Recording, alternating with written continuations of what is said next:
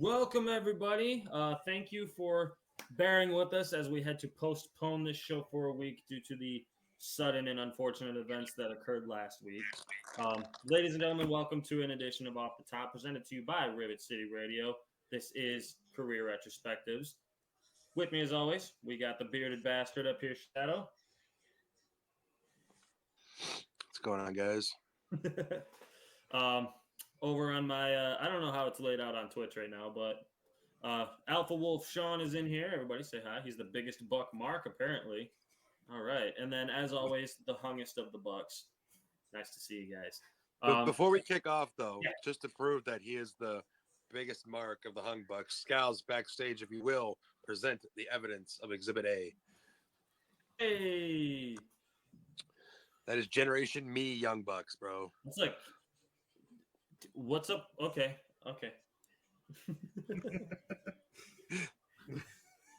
let's just move past how ungodly young you look.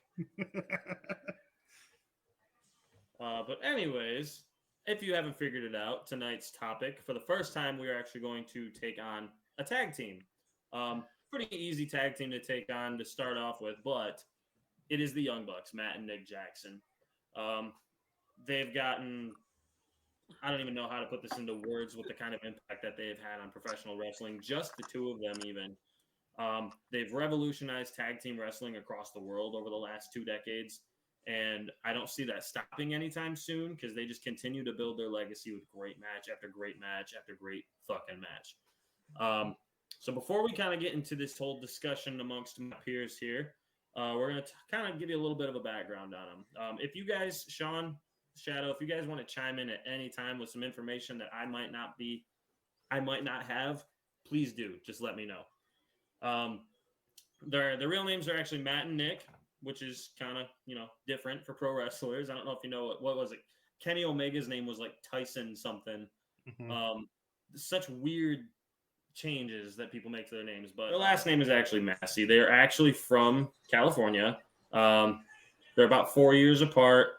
In 2001, when they were about 16 and 13, I think that was the ages I saw when I read that. Yeah. I don't know if many people noticed this. Like I said, I've read the book recently too. So I believe it's Matt. That's the oldest one. Yeah. Yeah, Matt would be the oldest one. On one of it, I believe it's his right bicep. He has a scar from when he was born when they did a C-section on his mom.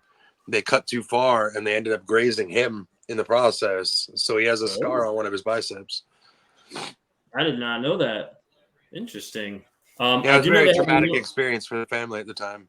Right. I mean, you don't know what's going to happen after that. Anything could have happened. It could have gotten infected. He could have lost his arm, something like that. Right. That's terrifying. I didn't know that. I do know that they do have a younger brother whose name is Malachi, who was also a wrestler for a while, but he retired because of injuries, I think is what it was that I read. Yeah, I think that's right. And they also have an older sister as well. Not important. Just kidding. Damn. It's because she's not a wrestler, all right? God. Okay. So their parents actually built a wrestling ring for them in their backyard. Their dad was involved with the business a lot, as Shadow mentioned to me earlier, which I did not see when I was researching, but that makes sense. They actually just used the ring to emulate what they saw on TV. They were huge wrestling fans from a very young age. They actually began training as teenagers for a company called Revolution Pro Wrestling. Their first professional match happened in August of 2004 when they were still just like 19 and 17 years old. At the age of 19, Matt Jackson actually opened up his own independent promotion, which kind of the name of it, High Risk Wrestling, just kind of fits the Young Bucks like 100%. And in the year 2005, they actually began calling themselves the Young Bucks for the first time. Do either of you know what they called themselves before that? Fuck. I forgot to put it in my notes, so I don't remember off the top of my head. I'll have to go back and look, but it was something fucking weird. One of them had they had some weird gimmicks. I don't remember. I'll have to look it up and I'll bring it back to you guys. I'm trying to remember. It's there because I literally just read the book. Like I said recently, I just can't remember. They had weird off the wall gimmicks when they first started. It was bizarre. That's what I remember reading. They're also very religious people, like extremely religious people. Oh yeah, for sure. Excuse me. The exposure that they got from their promotion, because they were in California. California's got a big wrestling scene, obviously. They were kind of scouted by other companies like the NWA. NWA actually gave them their very first televised match, and it was against two wrestlers known as Carl Anderson and Joey Ryan in a tag team match. That exposure from NWA allowed them to go pretty much all over the world from that point. They went to basically between 2007 and 2018, the Young Bucks appeared regularly for Ring of Honor, Pro Wrestling Guerrilla, New Japan, and a bunch of other independents all around the world. And they were feuding with teams such as the Briscoes, Kevin Steen and El Generico, Kevin Owens and Sami Zayn, the Time Splitters, which I forgot about the Time Splitters until I was doing this research. Alex Shelley and Kushida, if I'm not mistaken. Yes. They were awesome, but I have to go back and watch some of their matches with the Young Bucks because I never saw any of their matches with the Bucks. So before we continue, I'm just throwing in little tidbits of like things missed. Like not that you missed anything. What I'm saying is like because we're building the timeline here. A lot of people don't know that Scorpio Sky is actually a longtime friend of the Young Bucks. He was also involved heavily in their promotion back when they were teenagers. Carl Anderson was around too because being a California kid himself, they've met paths before they were televised. So like it was really cool, and like I'm sure Nate will get there, and I'm not going to mention any more because there's a lot more. But when we get to certain timeline pieces, I'll jump in. So they also on one of their very first shows they booked Christopher Daniels as well. Yes, that's another person. Yeah, And this is exactly why I asked them to chime in on this, because it's impossible to get everything on people who have been in the business as long as like the Bucks have. Excuse me. And I just found what their original gimmicks were. Their original gimmicks, Matt worked as Fluffy the dog. Oh my God. That was his ring name. And Nick Jackson was a high-flying referee that wore a Santo mask, which is very similar to the kind of mask that El Generico wore. So it's like this, like almost designless luchador mask. Right. And also, Kazarian is also friends of the Young Bucks from a young age as well. Yep. Thank you, Jamie. Their good friend Dustin Cutler wrestled as a hillbilly. Yeah. Both Cutler brothers were heavy influences with the Young Bucks when they were younger as well. Yes, they were. From that time period and between 2007 and 2018, they won tag team championships all over the place, as you could imagine. Pretty much every company they went to. In 2013, they joined up with the Bullet Club.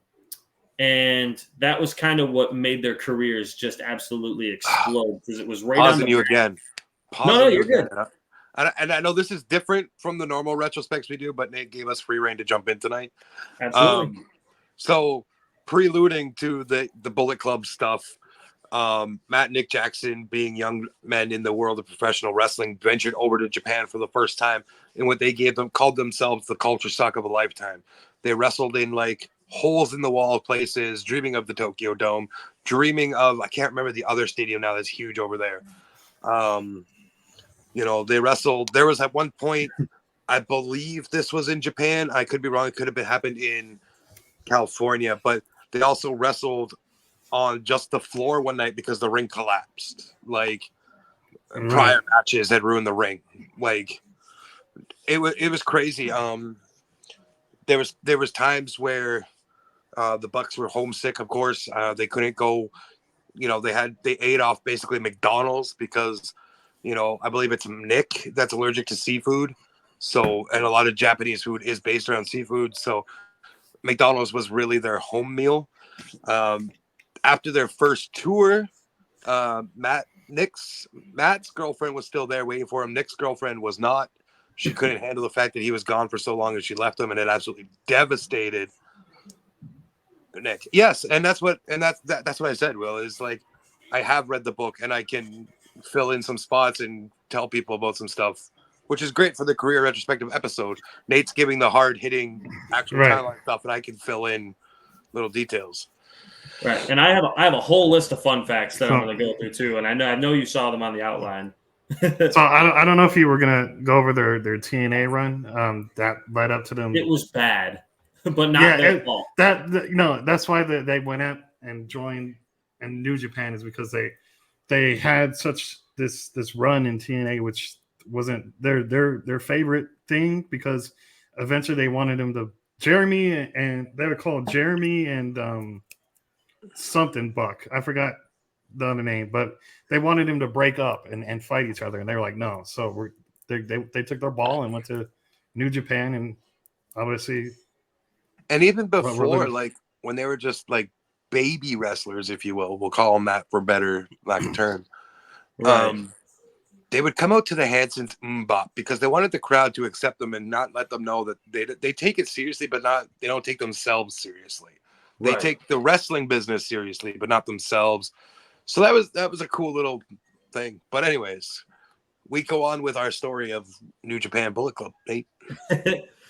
So I mean, Bullet Club is one of those factions that you hear the name, you know exactly where they are, who they are. They've been in New Japan for well over a decade, and they've dominated the scene over there for the longest time. New Japan was this, how do I put this? Like, there was so many very traditional, they were set in their ways, and there was not a lot of outsiders came in and made changes.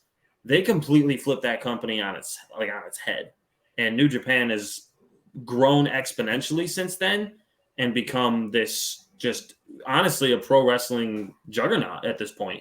New Japan is legitimately a pro wrestling juggernaut, especially since Japan has such a big wrestling scene. There's nothing bigger than New Japan over there. Excuse me.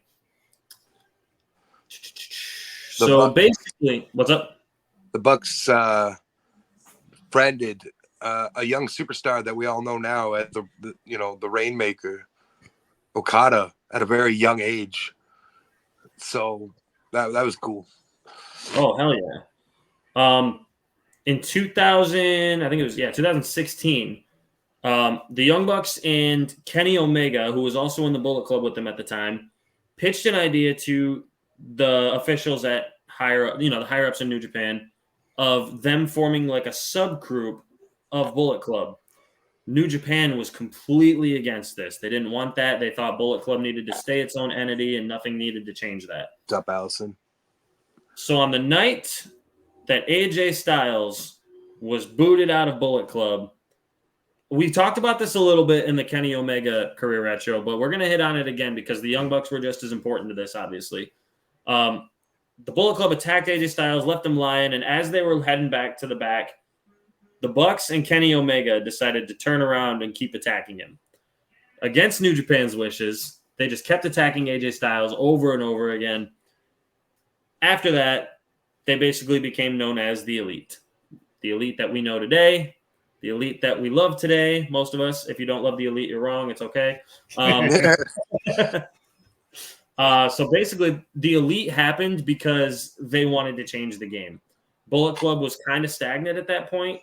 It was basically just cycling through leaders still, Finn Balor, then AJ Styles, and then, then we got the Young Bucks in there and Kenny Omega kind of putting a wrinkle into it.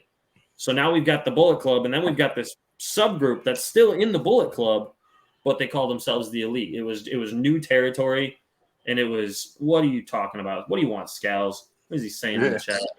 We'll listen to him. Infamously, in 2017, good old Dave Schmelzer claimed that an independent wrestling show. Yeah, go ahead. I'm gonna pause again because I'm kind of throwing it back. It's a great little story here. So early in the 2010s, the Young Bucks had the opportunity to go to WWE and be extras. They went to a Monday Night Raw, and Shawn Michaels gave them the quote unquote rub with backstage crew, but they never went anywhere. I believe that was the time they came out as DX as well, as DX, excuse me, or as Allison calls them, animated DX. So yeah, but the reason they got that rub with Shawn Michaels in the back, and I'm sure Nate's gonna touch on this because he absolutely wants to slaughter this man, is because of Shawn Michaels' partner back in the 80s and 90s. I'm not gonna mention the name. We'll just keep. Whoops. It's fine. It's not that controversial. We're good. But yeah, so they were told to come back for SmackDown, which was being filmed Tuesdays at that point. Showed up the next day. Nobody knew who they were because obviously Raw and SmackDown, different crews. Right. So the Bucks felt defeated and they were like, why are we here? So. Well, yeah. There we go. So 2017, this is kind of where things completely changed forever as we know it. Good old idiot dirt sheet writer Dave Schmeltzer decided to make a claim that an independent wrestling show could never sell out a 10,000 seats a 10,000 seat venue. Cody Rhodes, as we know, and the Young Bucks, they took that personally. They said, "Fucking watch us." So they organized the very first edition of All In, which has since become one of the major pay-per-views every year for AEW. But at this point, AEW didn't exist yet. So it was this independent promotion. They went to Chicago, Illinois, because of course they did. And the official attendance actually ended up being 11,263. So that is the biggest possible fuck you they could have ever done to Dave Meltzer just because they could. That was, and they also named one of their finishers the Meltzer Driver just to fuck with them. Yep, absolutely. As we know, the success of All In actually led to the creation of AEW with the Bucks and Omega and Cody Rhodes as executive vice presidents. Cody Rhodes obviously is gone now. Since the formation of AEW, the Bucks have won the tag titles twice. Yeah. This is AEW. This is relevant to this era of the conversation. Before AEW started, there was heavy conversations between Kenny Omega, the Bucks, Triple H, alongside. I have that in here. Oh, my bad. I'm just throwing it in here because no, you're good. You're good. Actually, we'll throw this out there too. So in 2018, before All Elite Wrestling actually became a thing, Triple H offered all three members of the Elite, so Matt, Nick Jackson, and Kenny Omega, multi-million-dollar and multi-year contracts with $500,000 signing bonuses attached to each person, which was guaranteed. Yes, to join WWE. Matt Jackson even approached Triple H with this special project, presented it to him with Nick, his brother Nick, and Kenny Omega, and Tony Khan. The idea was initially for AEW to be a subsidiary of WWE. I read that, and that blew my fucking mind. They went to Triple H and Vince McMahon first before they're like, fuck it, we'll do it on our own. So they actually were at a point where they weren't going to do All Elite Wrestling. I don't know if they had the name for it at that point yet, but they just wanted this subsidiary. Trying to turn that shit All In. No, it's not. I had people that went there too. No.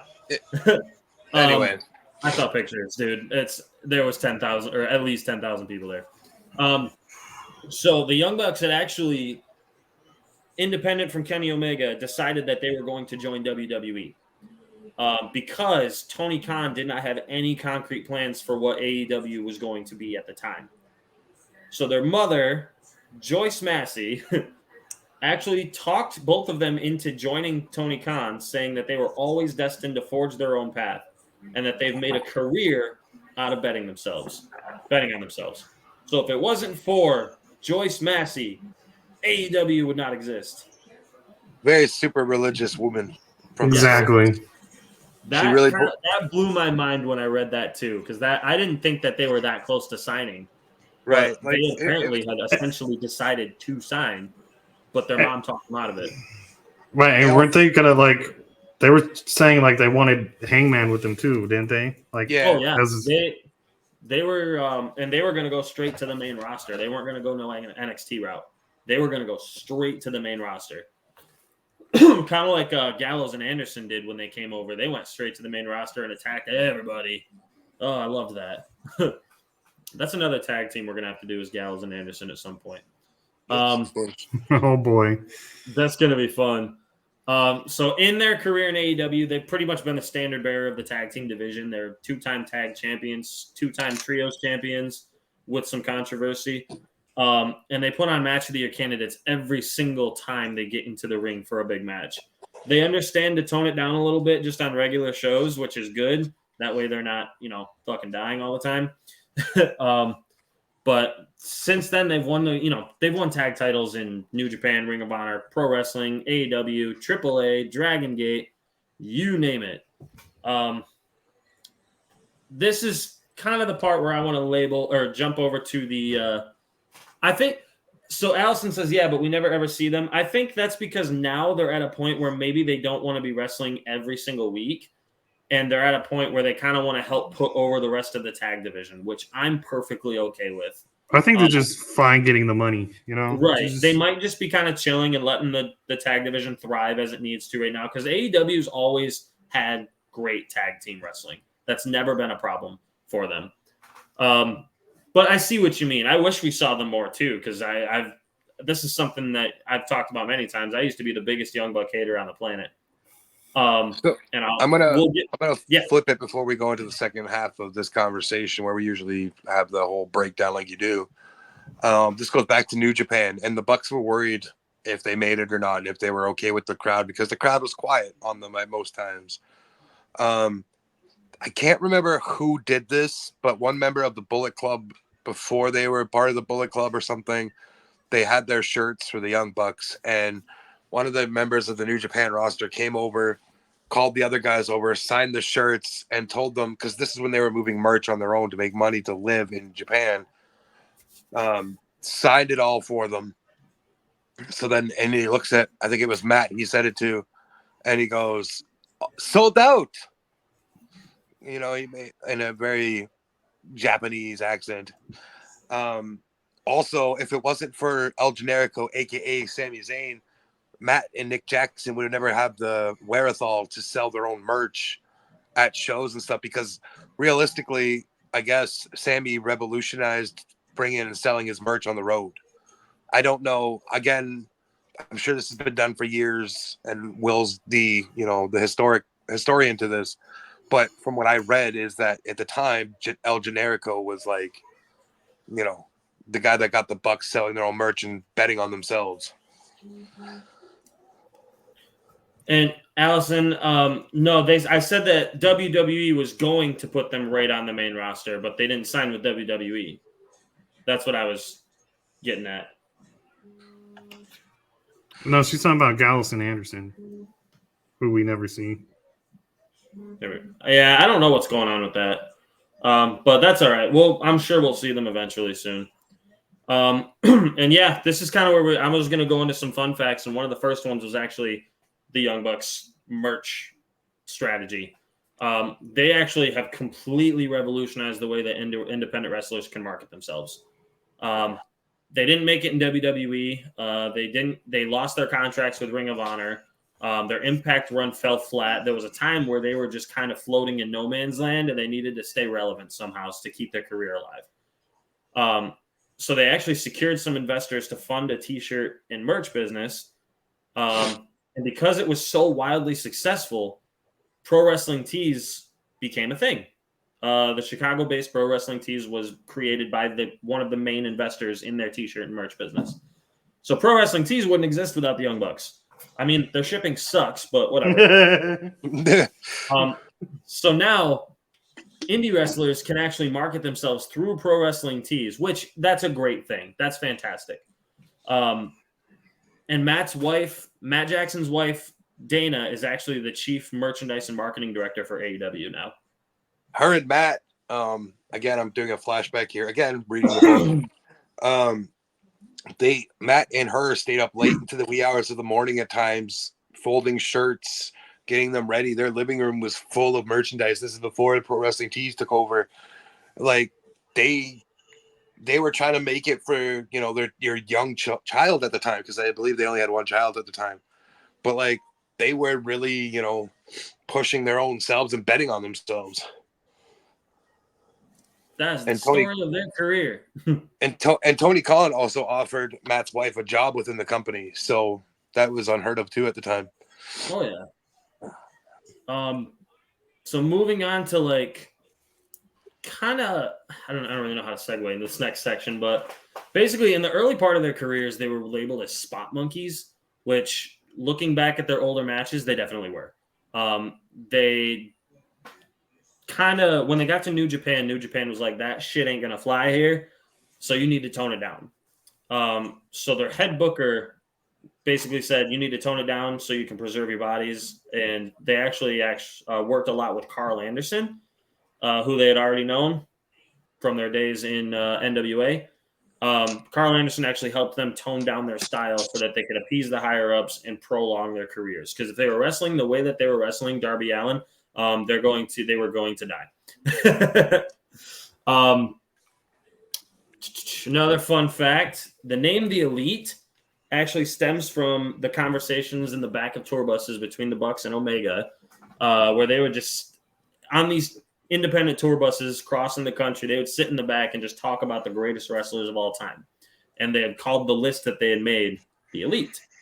So that kind of a funny little thing there. That was also another, touching on that, they also turned it into an inside joke between the boys where, they'd have a great meal and they'd go, oh man, that's elite. Like that was such an inside joke with the boys. Oh yeah. And the biggest, not the biggest, but the last fun fact that I kind of have here, we talked about the other ones like Triple H offering them contracts, Joyce Massey talking them out of taking them. But this one actually kind of threw me for a loop because I didn't know that this was true, but it is. The Young Bucks are the only team to win all 3 of New Japan's tag team championships. They've won the IWGP Junior Heavyweight Tag titles 7 times. The Never Openweight 6-man titles 3 times, and the IWGP tag titles just once. But they've won all 3 of them. They dominated the New Japan for 8 years or more. All right. A couple other things you missed on is like the PWG wrestling that they did and some tournaments they did in the Western Hemisphere there in California. Right. I can't remember who it was that runs the PWG, but he was very against Matt Jackson for a long time because he didn't listen to him back in the day. So he refused to book them forever. Yep. But they eventually won him over. So right, they had to earn their way back. Was it Excalibur? I don't think it was. I don't know. It wasn't Excalibur. Oh man, I'd have to find it in the book. The name is there. I just don't feel like grabbing the book. Yeah, I could probably find it while we're discussing stuff. But so this is kind of where we get into the roundtable discussion. There's only 3 of us, so this should actually go through pretty quickly. Guys in the chat, feel free to give us your opinions as well. So this is the part where we take each major aspect of their career, of their work rate, and just kind of give us our own personal rating on it on a scale of 1 to 10.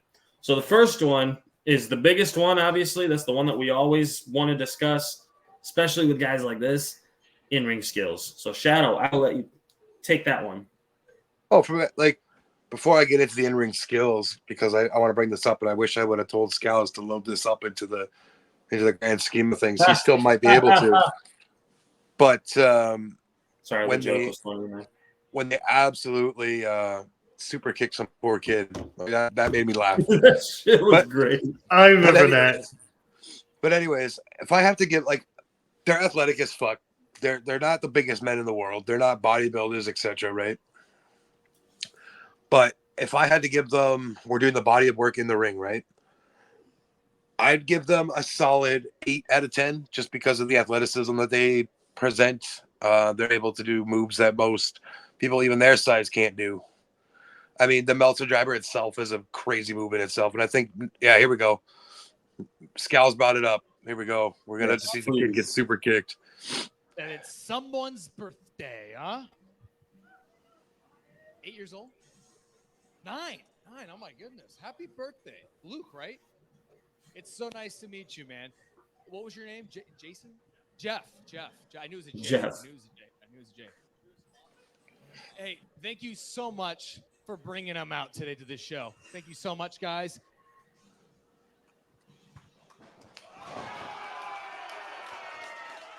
Is it going like super slow for people in frame on screen too? Yeah, it's Yeah. very pixely. Wait a minute. The Young Bucks just super kicked our own Jeff Maverick, and his son is taking it. Wow, look at this. His son is taking it to the Young Bucks.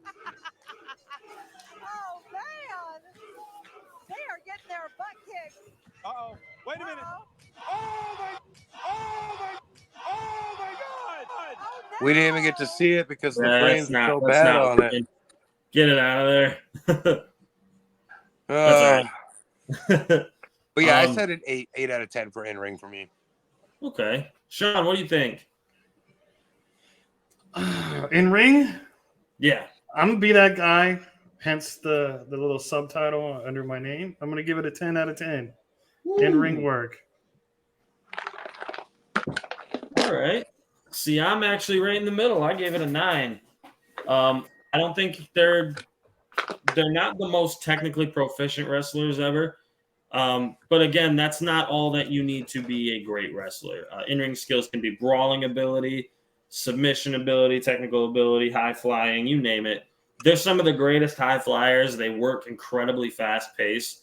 So their cardio has to be off the charts. But I'd say a 9 just because there's I don't think they're perfect, but Sean clearly does. He's over there stroking his salami over there. All right.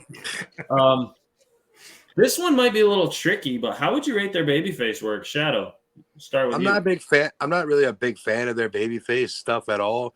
I feel like, and that'll be the next subject, I know, but I feel like their heel work is just like. But for babyface, I'm gonna give it.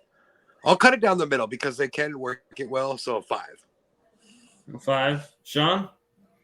I was actually gonna agree with Shadow. I was thinking 5 because even when they're babyface, they still kind of act heelish. You know what I mean? Like it's still kind of like cocky some bitches. So rightfully so. But a 5 out of 10. I like their heel work a lot better. Oh, yeah. So I think we actually kind of put it all right there at the same. I said 5 also. Just because even when they're baby faces, like, yeah, sure, they can work babyface. They can get cheered by the crowd. Everyone loves and respects them. It's just there's a lack of fun with it. It seems like they're not having as much fun, and as a result, we don't have as much fun. So that's why I say 5 out of 10. Yeah. So that kind of will transition us over to heel work. Shadow. The heel work, it's not a perfect 10, but it's a solid 8.5 out of 10. Okay. I feel like they Sean? play the villain well. Right. You know, they introduce thumbtack Jordans and all that fun stuff when they're having fun with their I heel love that stuff. shit. So, they're the only man. I mean, if they sold, Young Buck tack shoes, I'd probably try to buy a pair just to kick people in the face with. But Oh my God. yeah, I give it a solid 8.5 out of 10. Sean? Just to be clear, whether they're baby or heel, I love what they do when they incorporate it into their BTE show, whether they're baby or heel. And for me, their heel work is beyond their baby face work, of course. I'm going to have to give them a 9. They're not perfect, but I'm going to give them a 9 for their heel work. Okay. I said a 9 also. Their heel work I think their heel work is phenomenal, especially because just the way they present themselves to begin with. The bright colors, they peacocking, basically. The cocky, arrogant strutting, and like the second they walk out, you're like, I hate these guys. Like they're really good at making you hate them and want to punch them in the fucking head. Jesus, Jamie. Sean is orgasmic for the young cucks. That there's so much wrong with that, but also so much right with it. So yeah. But before you go into the next subject matter, I thought of another 9. fun fact. Before you go into the next subject matter. And it goes back because what Sean just said with the BTE stuff. They started that as just a way to keep themselves busy on the road in Japan and show people what it's like to be a wrestler in a foreign country. Mm-hmm. And It has become one of the best fucking YouTube shows ever. Right. I personally, as much as I love the New Day, I think it's better than Up, Up, Down, Down. I will just say I think that. that's fair, but that's because Up, Up, Down, Down is more centric to gaming. Right. It's BTE is definitely more got its own. skits. Yeah, it's definitely got its own like niche. Right. So promo work. This is kind of where it gets a little tricky because they don't cut promos very often. Like they rarely have mics in their hand, but when they do, they're solid. But yeah, Shadow, I'll let you go ahead. I'm not. See, they're one of the few wrestlers where their wrestling does more of the talking than their actual talking. Right. And for me, their promo work, it could use work. I'm not going to give it a 5. I'm not going to give it like a 5 or a 6. I'm going to give it a 4.5 just because there's so much room for improvement. Like they deliver well and everything when they're speaking. Like it's clear you understand what their message is. But I just can't get emotionally behind what they're saying at times. So. Sean, what do you think? We're doing promos, right? Sorry, I had Promo technical ability, difficulties with the internet here. Their promos, they kind of lack still. They do. Don't get me wrong. They're. I'm gonna go with a 7 because it's half and half. They can do good work, and sometimes they can do, not so good promo work. So I'm gonna go with a 7 with the Young Bucks. Okay, I threw a 6 at them, and I thought that was generous. And the reason I gave them a 6 is because they are very like naturally charismatic people. Like the energy is there, the passion is there. They're enjoying themselves. They're kind of bland when they're on the microphone, but I will say that when they're just being themselves in like video packages or on BTE, something like that, it's 10. It's a 10 out of 10. Like they're wildly entertaining. So I think that brings them up a little bit, but because their ability to cut a promo on a live mic is not great, 6. But then we'll hop over to kind of just average it all out, an overall body of work. What would you say, Shadow? Give it like everything from what we started to realize of the Bucks to current day product overall. Bringing everything together, I'd give them 8.7 out of 10. I feel like that 1.3%, 1.3% is really like, because they're not done by any means. They still have a few more years left in them before they probably hang them up. And by then we could probably say 10 out of 10. Right. But right now, 8.7 out of 10. I feel that. Shadow? Sean? Like I said, under the name, I'm going to give them a 9.5 out of 10 overall.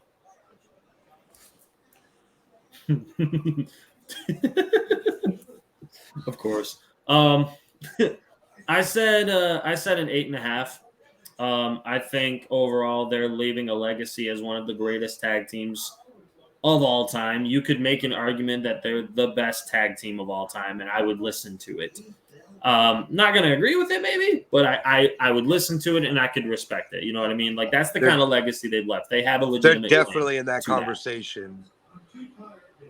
Like absolutely, they 100% are on the level of someone like the Legion of Doom or the Briscoes or the Usos, Rockers, something like that. They're on my Mount Rushmore. Yeah, they are the Mount Rushmore bunch. Fair enough. So, what are some of your favorite Young Buck promos or moments? Shadow. Like I said when I was talking about their heel work, the fact that they incorporated like thumbtacks into shoes, and I mean going back to when they were in the Indies before AEW was a thing, I think it was GCW or something where they kicked Candice LeRae right in the face, and I think it was Matt that did it, and Matt's wife absolutely destroyed him for that, and he felt so bad that he busted Candice like that because I guess they just missed the mark by like a half an inch or something. And it actually really fucked her up. Right. Yeah, that was PWG. Yeah, it was. Yeah, you're right. It was PWG, and like they just missed the mark, and he felt super bad, and he kept apologizing to Candice and stuff backstage. Another favorite moment, we had Scales try to load in the video, but the frame rate was worse than my internet. Is the super kick to the kid? I Kicking the mean, kid in the face. it's just so funny. Like, That's funny. They definitely got that from Shawn Michaels when Shawn Michaels kicked that kid in the face when he was being a chef and he was supposed to be retired. But still, I love it. what's up, Mike? They've not been shy in their admiration and inspiration that they took from Shawn Michaels. So Well, and Marty Jannetty, unfortunately, there's nothing we have to give him credit there too. Right. The whole and streamer Sean, stuff I'm gonna try and have you narrow it down to like 2 because you probably have a trillion. Well, it's not really like promos, but it's stuff from like BTE. Like when I'm just gonna keep it to like one. Is when like they used to like try and like kill people off on their show with like spiking monster bottles and stuff. and when they did they do that to Adam Cole? Yeah, they killed Adam Cole, and they tried to they almost killed Tama Tonga. So so that's most funny. of their BT stuff is my favorite stuff. Unrelated, but I know that Luchasaurus got beheaded in Lucha Underground. Yeah, he did. I don't remember who did it to him. But someone beheaded him in Lucha Underground. Like He was, obviously I think it was didn't. Johnny Mundo. No, it was Taya Valkyrie. Probably. Valkyrie did it. Yeah. Johnny many names, right? Oh, it was Ty Valkyrie. You're right. Yeah. That's his wife. Yeah. Excuse me. What would you say? Well, actually, I guess my favorite moment. I'm a little biased because of recency because I hated the Young Bucks for the longest time. I loved when they returned with Carry On Wayward Son with Omega as their entrance. That was fucking cool, especially when you know how much they love that song and the kind of it's got a deep connection to it because of their dad. feeling. Right. And then another one of my favorite moments was just a really small and quick one that happened, and he's done it a couple of times since. But when he brought out the thumbtack Jordan for the first time and he licked the bottom of it, fucking hilarious. I lost my shit when he did that. I'm pretty sure the crowd chanted "You sick fuck" during that. Did they not? They did. They did. So, what was your favorite? This is going to be one that's going to be hard to narrow down to for some of you, I'm sure, in the chat. But what is your favorite Young Buck match, Shadow? So I'm going to say this because there's a few I have, but I feel like it'll resonate with a lot of people. The All-in-One, before it was AEW, the match they put on was an absolute clinic of ability and just showing what the Bucks could do and showing Meltzer, fuck you, indie guys can rule this game too. They definitely had a chip on their shoulder. Sean, what do you think? I'm gonna go with the series of matches they had with the Briscoes in Ring of Honor. Like them two always put on classics. Yeah. So my favorite match that the Young Bucks had was actually the match that finally made me think, okay, these guys are they're something else. They're great. I like them. And it was the Steel Cage match versus the Lucha Brothers at All Out 2021. Oh, that's a good one. That match was absolutely fucking insane. There was such great, like a close second to me was Kenny Omega and Hangman Page versus the Young Bucks at, I think it was the very first all AEW pay-per-view, if I'm not mistaken, for the tag titles. That one was great too, but I think the match with the Lucha Brothers just hit every possible aspect of a match you could want. Violence, risk-taking, technical wrestling, submission wrestling, brawling. Like, there was everything you could possibly want in a match, and just blew the roof off the place. And if you haven't seen that match, go watch it. Yeah, that was an absolute Speaking of matches that we haven't yeah, it was. Speaking of matches we haven't seen, what's a dream match you'd like to see them in, Shadow? I think this goes without saying because we have the whole divide as it is. Too obvious. But the Usos versus the Young Bucks. And fun fact, we have technically, well, we might not have, but it has happened. It has happened in WWE in a dark match style. It has happened. It's just, but they were both very young. So, I mean, you bring it to the forefront now, it's definitely the Bucks and Usos for supremacy of who's the greatest tag team in the modern era of tag team wrestling. Because you can swap out the perhaps Bucks. Of all time.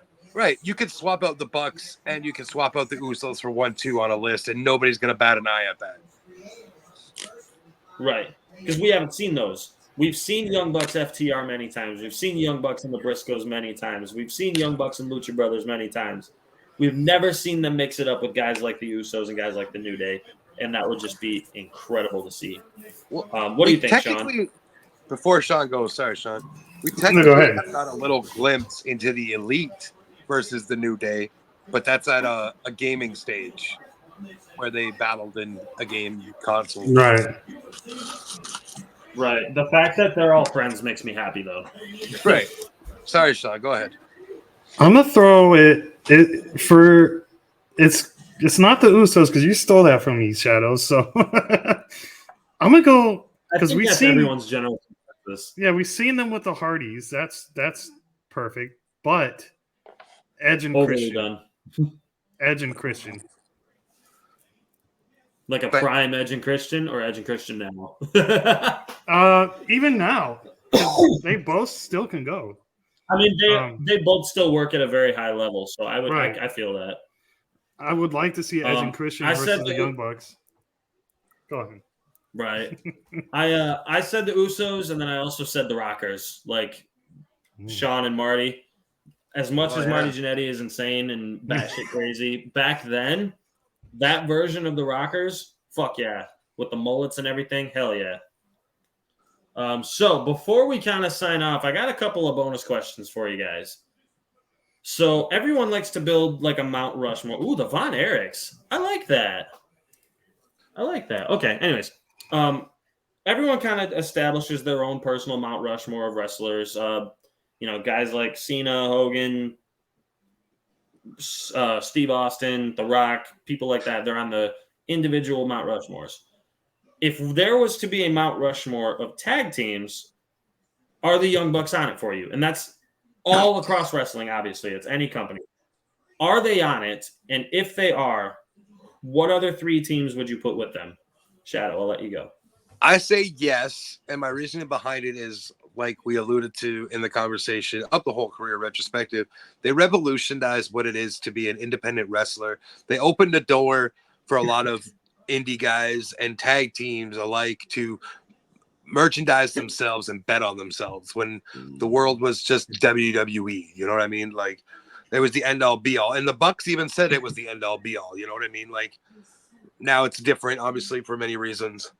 So for me, the Mount Rushmore would be the Bucks, the Usos, Legion of Doom, and the Rockers. That's my top four right there. Okay. Sean. Mine is probably going to be way out there for y'all. Mine's going to be the New Age Outlaws, the Hardys, Guerrillas of Destiny, and the Young Bucks. Guerrillas of Destiny are some wild fucking people, though. That's a good choice.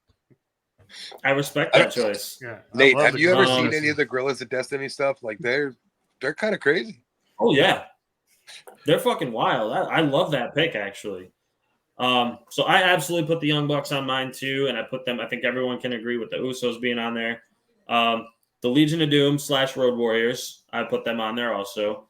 And I was having trouble between the Rockers and the Briscoes, but just because of their longevity, I picked the Briscoes and the fact that they anchored Ring of Honor for 15 years. I think that has a much bigger deciding factor for me, the fact that they were able to do that. Because they were, it's arguably because of them that Ring of Honor thrived as much as it did in the mid-2000s, early 2010s. Yeah. Without them, I don't know if that happens as much as it does. Like, they were the one constant on Ring of Honor that was always there. So I picked the Briscoes as the fourth. The reason I threw up I think we can all just agree with this. The reason I threw up the Rockers, But and I say it like this: the reason the Rockers are on the top four of what I'm explaining my top or Rushmore is because without the Rockers, we don't get the Young Bucks. that's true. You know, we might have got Nick and You are Matt not Jackson wrong. as independent wrestlers, but I don't think we get what we know today as the Young Bucks. You know, I could actually, you know what, Scals, I respect the Steiners as a pick. Absolutely. They were huge. Excuse me. So, I mean, I think this is a pretty easy question for all of us to answer, but do you think the Young Bucks made the right move not jumping to WWE in 2018? yes. Yeah, I think we can all agree that that's a Yes, yes. it proves Without that it proves that you don't need WWE to be successful. Exactly. And as much as, like, the final question that I had was, would you want to see them as just the two of them or with Kenny Omega and Hangman Page? Would you like to see them make the jump to WWE at any point? And I feel like that's a tough question to answer because while, yes, personally, I would love to see it, I don't know if they want – I don't know if they want to, like, change the legacy that they've left on independent wrestling and by going to the big guys, you know what I mean? I don't know if that's what they want to do, but I'm torn on that. What do you guys think? The way I'll say it is this: if they gave it the full Cody treatment and they have full control over their characters, obviously that's probably not going to happen. But like, you know, they want Kenny, you know, they want the Bucks. Hangman would just kind of be like, "Yeah, you're coming because, well, we want the other three." Hangman would fall to the wayside, unfortunately, when it comes to WWE. But Kenny and the Bucks would be absolute mega stars over there. Like, they already are mega stars, don't get me wrong, but they'd be pushed to the moon in WWE.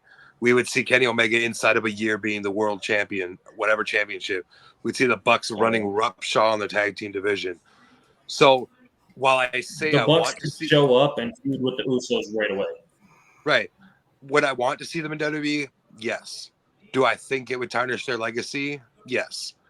So for me, it's a yes, but a heavier no. I'd say yes, but I don't think that I'm not going to be upset if they never do. Like, No. I'm happy with them not being there. I'd be ecstatic if they were, but Right. I'm happy with them not. Sean, what do you think? We'll let you finish this one off At this point, because I know you'd love to finish off the Young Bucks. Oh my God, Jesus, Nate. At this point in time, no, not at all. They're doing amazing things with AEW. They're breaking ceilings that never thought could be broken outside of WWE. So obviously with the help of Tony Khan. So if something, God forbid, happens to AEW, then maybe. But at this time, no, not at all. So, Nate, because you usually end this typically with this question, but I'm going to switch up the word on it. Do the Young Bucks go into a Pro Wrestling Hall of Fame? I'm not saying WWE because I got backlash every time I try to say WWE on that. So I'm just saying Pro Wrestling Hall of Fame. Do the Young Bucks go in? I do. I'm pretty sure there is a Pro Wrestling Hall of Fame outside of WWE.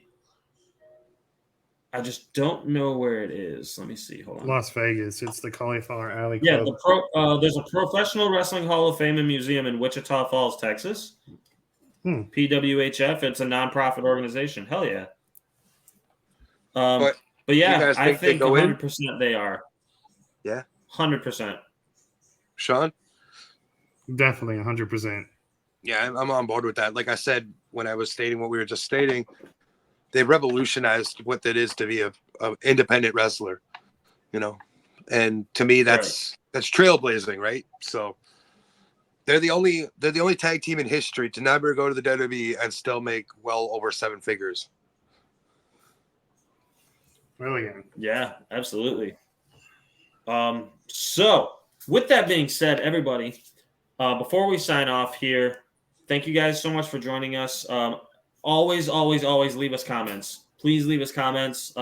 If you're watching this on YouTube, let us know what you think. Let us know what wrestlers you want us to talk about. We love this. This is one of the most fun things that we get to do is just picking apart the careers of some of our favorite and least favorite wrestlers. Future Hall of Famer Dominic Mysterio. We love him. I'm sorry, Sean. But I think the Young Bucks have established quite a legacy as one of the greatest tag teams of all time. And in my opinion, the best tag team of all time to never work under contract for WWE.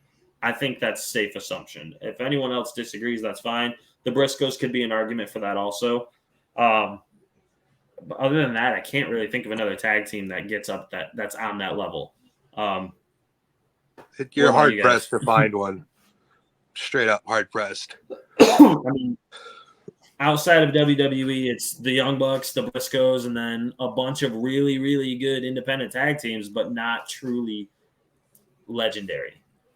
And it's tough to be legendary in the world of independent wrestling. I guess AEW doesn't necessarily count as independent, but you know what I mean.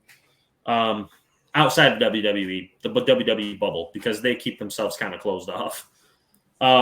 So yeah, definitely, guys, if you see us on TikTok, YouTube, wherever, leave us comments who you want us to talk about. We would love to take it into consideration. We'll definitely get to it at some point. With that being said, Sean, where can we find you, my man? Well, first off, I want to leave with saying, if you ever get the chance to meet the Young Bucks, like me, I met them like 3 or 4 times. They're amazing people. You met them in their hotel room? Oh my God, no.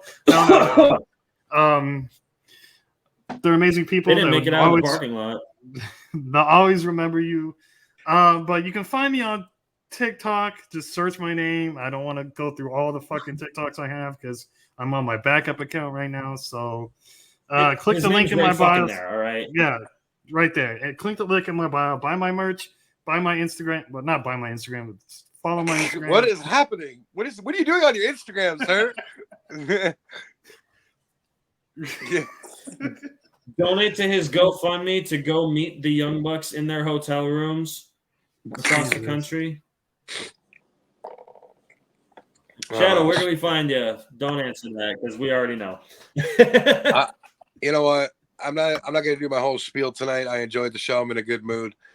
You can check me out tomorrow though, right here on Off the Top Media on YouTube, where I drop an episode of 2 independent wrestlers from Northlands Wrestling up here in Canada, Tommy McLeod and Rusty Blackwell. Those are the most Canadian names I've ever fucking heard. Yeah, well, it was a great interview. They're super nice guys, and you guys should check it out. And we have our shows that are coming up through the week. You see scrolling across the bottom. If you like what we do here, make sure to head over to our merch shop, buy some merch, keep our lights on. Subscribe to our Patreon. Just be here and support young guys because, like the Bucks, we're betting on ourselves. Hell yeah. Thank you very much for that, Shadow. And as always, you can find me on TikTok, Walmart Young Buck. Nate McNamara, WB. You can find me at the Wrestle Bros. We have another match upcoming in a couple of weeks. I'll get you guys some more information on that when it becomes available. Instagram, whatever. Don't follow me if I don't know you because I'll block you. Fuck you. Just kidding. Thank you guys so much for coming out. We'll see you next time. I will have an announcement in the next few days. Me and Shadow, we're going to discuss which wrestler we want to do next. We haven't figured it out quite yet. The last week or so, obviously, as everyone knows, has been kind of hectic for wrestling fans. So just hang out with us for a little while. We'll give you guys an update on that in the next few days. We'll let you know who's next. Thank you guys so much. I do want to say one more thing before we head out. Make sure you support everybody on Rivet City Radio, from the Table Spot, Princess Movie Corner, Cam G, The Boom, Boss Bitch Trivia, the Botch Spots and Chair Shots with Will Gray and all that stuff. And make sure you hit like, subscribe, those bell notifications. Make sure you're in our Discord chatting with us, and we will get back to you as we see them coming through. And for all of us here at the Career Retrospective, it's a Super Kick Party!